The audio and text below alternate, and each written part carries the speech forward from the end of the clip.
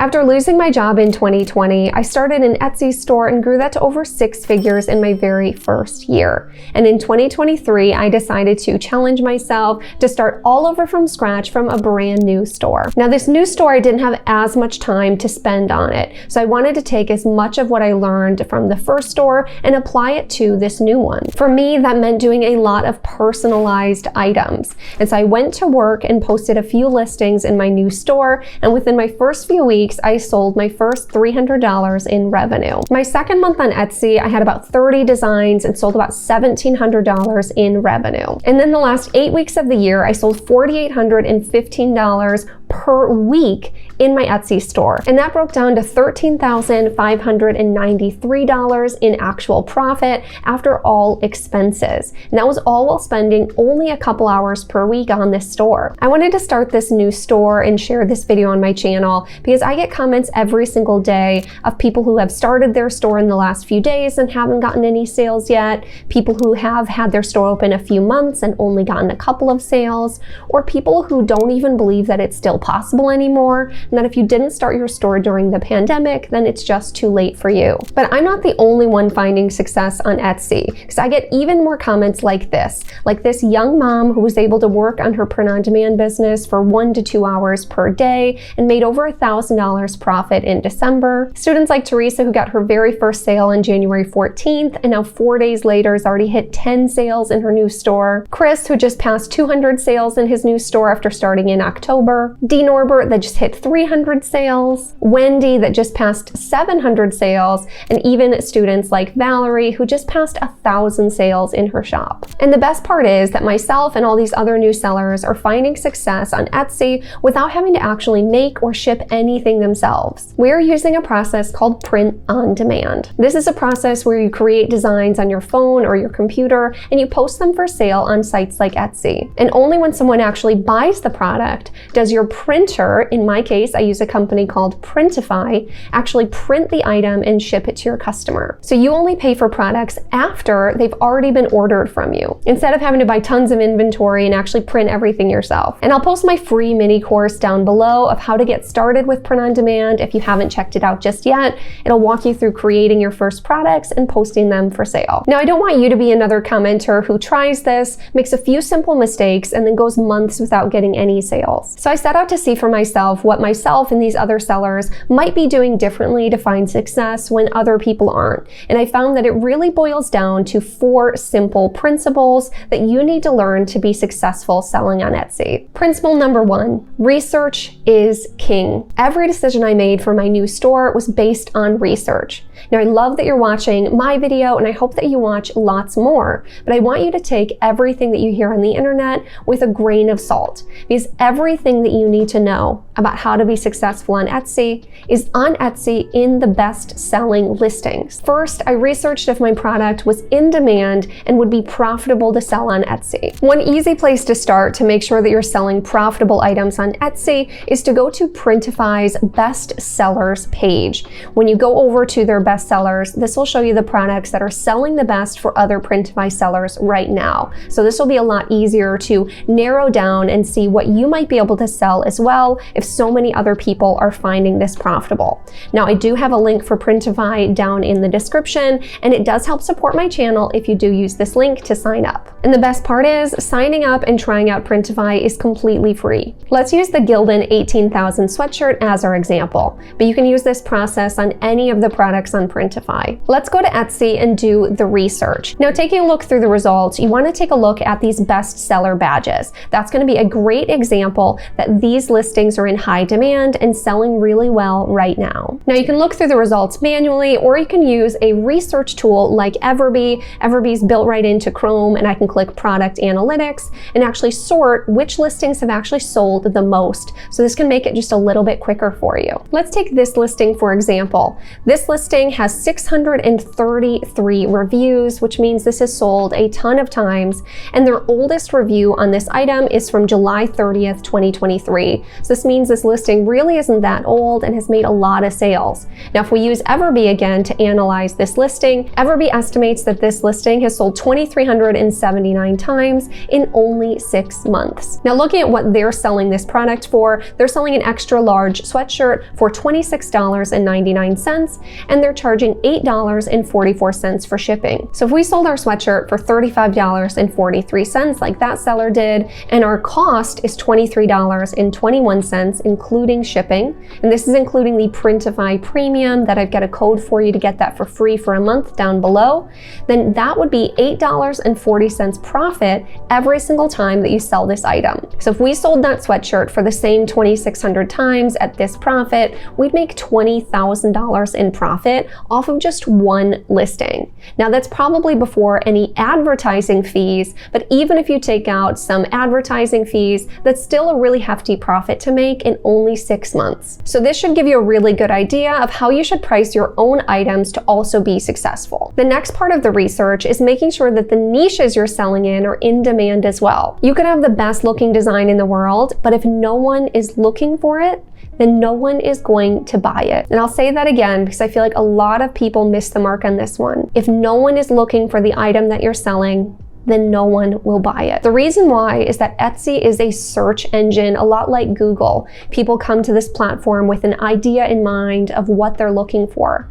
They type that into the search results, they look through the different listings, and they purchase one. So now I did that same research for every niche that I posted in my store. If you're not sure what a niche is, it's just the specific type of design or target market for your item. So instead of, say, just selling a cute sweatshirt, you'd want to sell maybe a Scottsdale bachelorette party shirt. And when you find niches like these that have sold 2,800 times in the last 3 months alone, you'll know that that's a great new niche that a new seller could get into and also make some sales. And it's not like this store is super old either. This store is only 8 months old. But how do you make sure that you can also make sales in these hot niches? Well, that brings us to principle number 2, and that's adding value is more important than driving traffic. A lot of people comment and ask me, how are you driving traffic to your store? Well, the truth is, if you do your research in principle number 1 and make sure that there's thousands of shoppers already coming to Etsy searching for and buying this product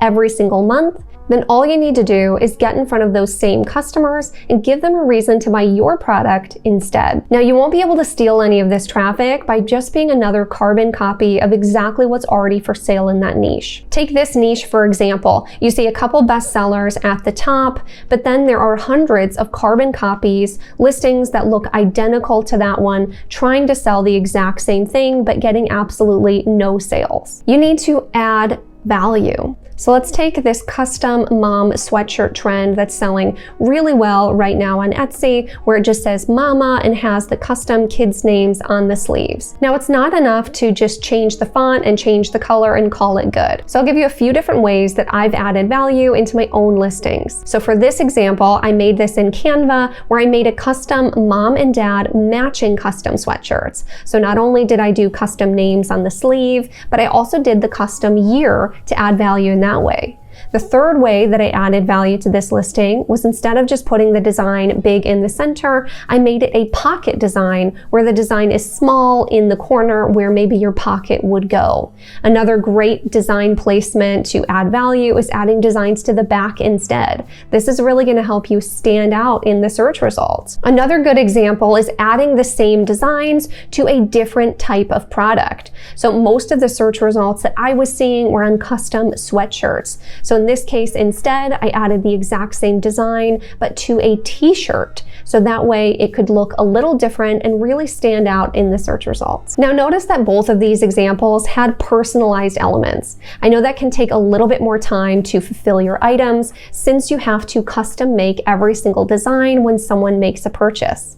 But I do really believe that adding personalized items into my store is what helped me grow my new little shop to over $50,000 in revenue in just my first few months. I'll link a video down in the description on how to manually fulfill these items for yourself. That'll be super helpful in showing you how this process works. Or you can use a software like Hello Custom that'll do it all for you. I plan to connect all of my personalized listings to this software in 2024 to make this process as seamless as possible. It's super simple. You post your design from Printify and post it to Etsy. And then you go onto Hello Custom's website, you add in your design and tell it which parts of it are customizable, and then connect it to that listing.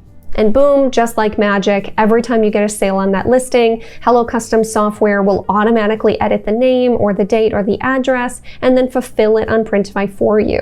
You just need to go in once a day to approve those to make sure that they've gone through correctly. And you do get a free 2-week trial to try out 𝗗𝗏, but if you use my link down below, you'll get an extra 30 days to make sure that this is right for you. This principle is one that I feel that people miss the mark on most often. So please do yourself a favor and do the research of what other Etsy stores are doing to add value in their niches, and take what you can and see how you can implement that into your own designs. So we talked earlier about how people come to Etsy with already having something in mind, they search for it and then they buy it.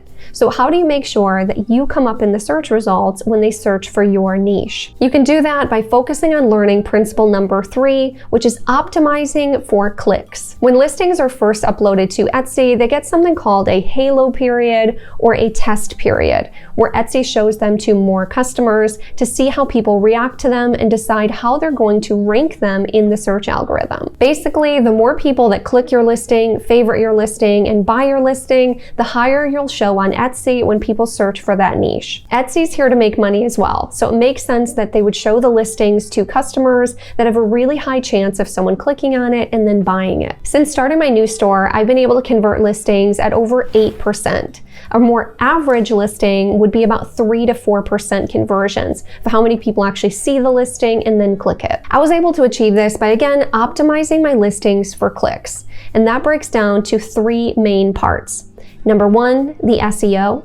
Number 2, the main image. And number 3, the price. This is because when customers are searching through the search results, these are the only things that they see. So let's go over number 1, the SEO. This stands for search engine optimization and just means the words that you use in your title, your tags, and your description that tells Etsy what your item is and who to show it to. When getting to this step, it's really important that you followed principle number 1 and first made sure that there was demand for that niche. So once you found an in-demand product, an in-demand niche, and you've added a value to your design, it's time to come up with your SEO. This really doesn't need to be overcomplicated. It breaks down to as simple as you look at the top 5 to 8 bestsellers in your niche, you see what they use for their titles and tags, and then you bring all of those keywords that they're using into your own listing to make it make sense with your design. Since obviously if all of those listings are getting great sales, it's because people must be searching those types of terms to find it. But a quick reminder here to always check your trademarks,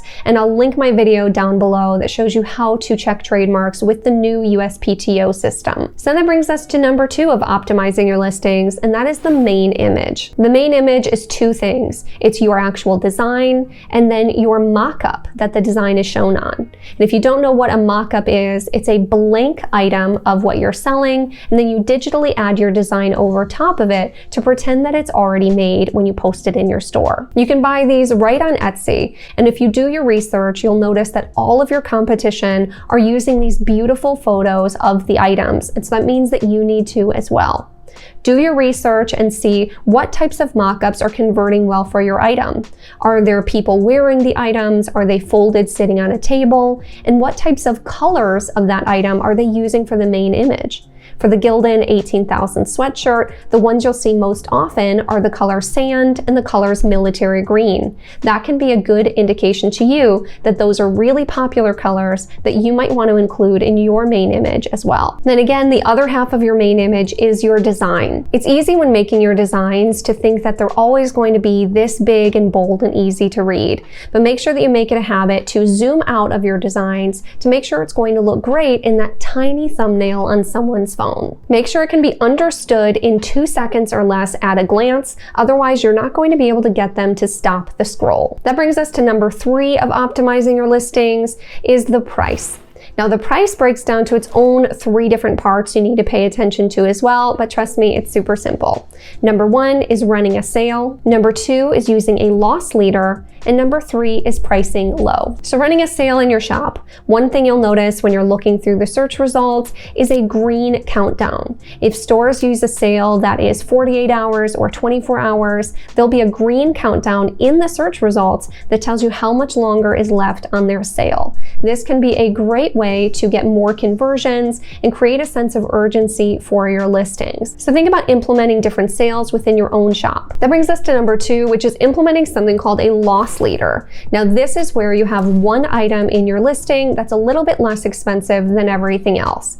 The reason why this is a good strategy is because in the Etsy search results, it only shows you the price of the least expensive item in the listing. This is a really common tactic, so I'd recommend doing your research in your own niches to see what other people are doing. A lot of people will make, say, just the size small in white, $3 or $4 less than the other items. Now, I do recommend being honest with this process and not just having a fake item for sale for less expensive. But again, do your own research on what other people are doing in your same niches or your same products and see if this is something that you want to implement in your own listings. Then number 3 is pricing low. When I first list items for sale in my shop, I price them a couple dollars lower than I did my research for, just to try and get them those first few initial sales to show Etsy that this listing has a good conversion rate. Then after it's sold a few times, I'll raise the price back up to my researched price. Then that leads us to our 4th and final principle, which is doubling down on what's working. This means not just doing research on what's working for other people, but doing research on what's working well for you as well. Take a look at your Etsy stats and see what your customers are typing in to find your products. Are they typing in things that are similar but you don't actually have available? That can be a great place to get ideas of other types of sayings or other types of products that your customers might be interested in. If one listing is selling really well, then I'd recommend adding that same design to other types of products, maybe offering it again but in different colors, or even making different designs entirely for that same niche. My best-selling niches over the years, I have eventually had hundreds of listings for one singular niche because I've tried adding value in lots of different ways. I hope this video provided you some good insights on what principles I used to grow my first store and then now again my second store, and I hope that you can take some of these and implement them into your own business to have an amazing 2024. I know starting your own business can feel really overwhelming in the beginning, so just remember that it's not a race, and it's normal to not be good at it right from the beginning. Be patient with yourself and commit to learning and getting better every single day, and most importantly, doing the research. And trust me, you'll be so proud of where you are even just 1 year from today. And as always, thank you so much for watching all the way until the end. And if you watched this video to this point, please put the name of your pets down in the description. I always love hearing cute and funny pet names. And for anyone who saw my cat in the last week's video, his name is Jack, but I do also have 3 golden retrievers, Leaf, Pancakes, and Pickles, that I love very much as well, but they would be too crazy to have in the background of my videos. So again, thank you for watching. Please subscribe if you want to see more videos like this in the future, and I'll see you in the next one.